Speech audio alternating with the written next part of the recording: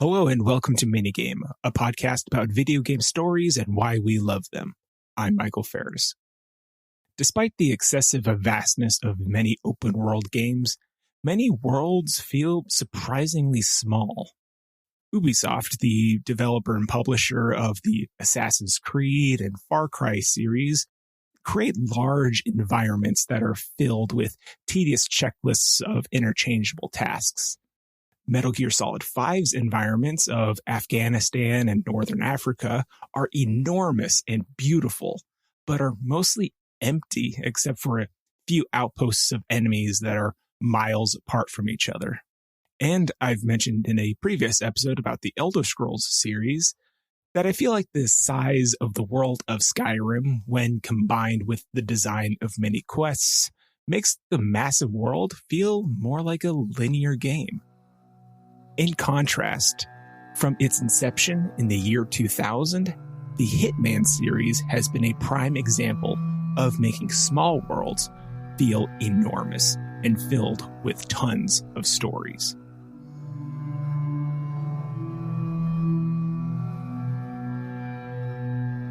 For those who never played an entry in the Hitman series, the main setup is that you play as Agent 47, a genetically engineered hitman who works for a mysterious agency called the International Contract Agency. And he is tasked with going to what is usually an exotic location and hunting down some kind of target. What makes each level in the Hitman series so special is that you are given seemingly endless freedom to carry out each assassination. This sort of concentrated freedom makes each level of the world of Hitman feel infinitely replayable, explorable, and the stories that you create are often more interesting and dynamic than the actual plot of the games. To set an example, I want to take a look at one of the most famous levels in the Hitman series, the Paris stage from the 2016 reboot of Hitman. While in Paris, you are actually hired by MI6 to eliminate two Russian spies, a man and a woman, who masquerade as fashion moguls during a large fashion show that is headlined by the superstar model Helmut Kruger and is taking place in a giant mansion. During my first playthrough, I played the level as if it was a Splinter Cell or Metal Gear Solid level. I spent most of my time crouched down, eliminating guards one by one to try to be as sneaky as possible. I quickly dispatched my two targets and made a hasty getaway. Now, during this playthrough, I learned basically nothing narratively, but I did feel like a professional assassin. It was a quick, clean, and professional job.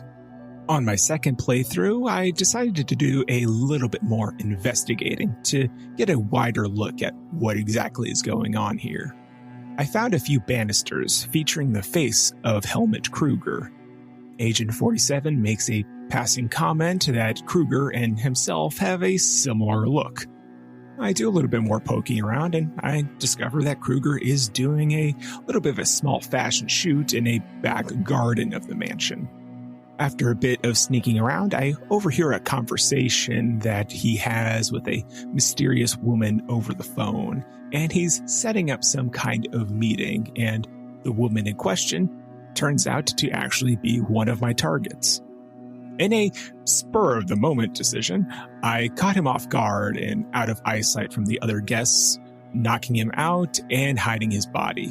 I dress in Helmut Kruger's clothes, grab his cell phone and a couple other knickknacks he had on him. And now that I'm disguised as a world-famous celebrity, I'm given close to free reign of the complex.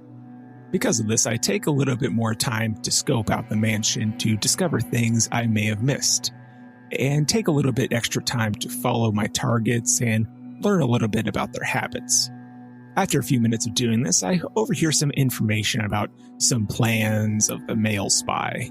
It's nothing concrete, but it is suspicious.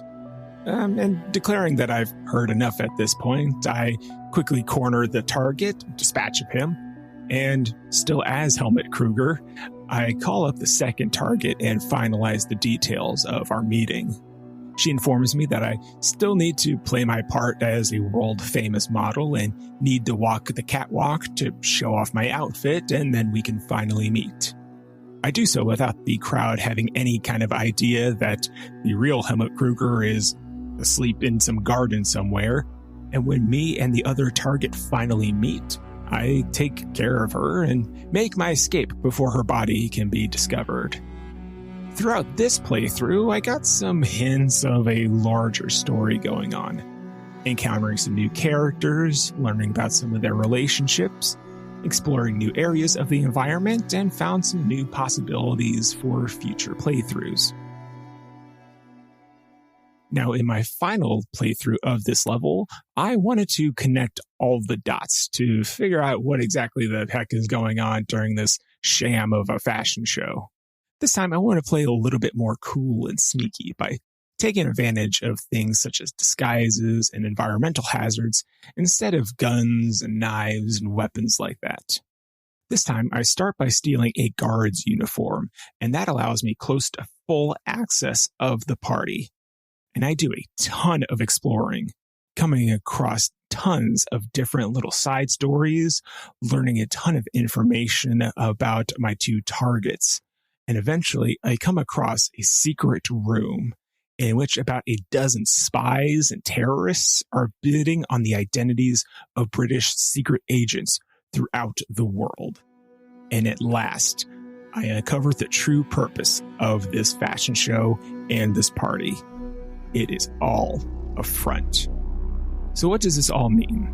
Well, in my view, what Hitman has taught me is that only through careful observation and experiencing the world of a video game through multiple perspectives are you able to get a complete understanding of a world of a game. Now, while not every game world is the same kind of sandbox as the Hitman games, I think trying to observe a universe of a game through a different or non-standard perspective can really help you appreciate a world so much more, and you can find tons of new things. Next time you play Skyrim, try actually reading the books you come across to get a wider view of the lore of the world. The next time you play The Witcher 3, try turning off the GPS tracker and maybe you can find some surprises and some new characters. Next time you play Jedi Fallen Order, keep an eye out for some unique things to scan and you can expand your knowledge of a universe that often ends up retreading some of the same information. Who knows what amazing new things you can learn about a world of a video game just by putting on a different pair of shoes. You just got to give it a try. Thank you very much for listening.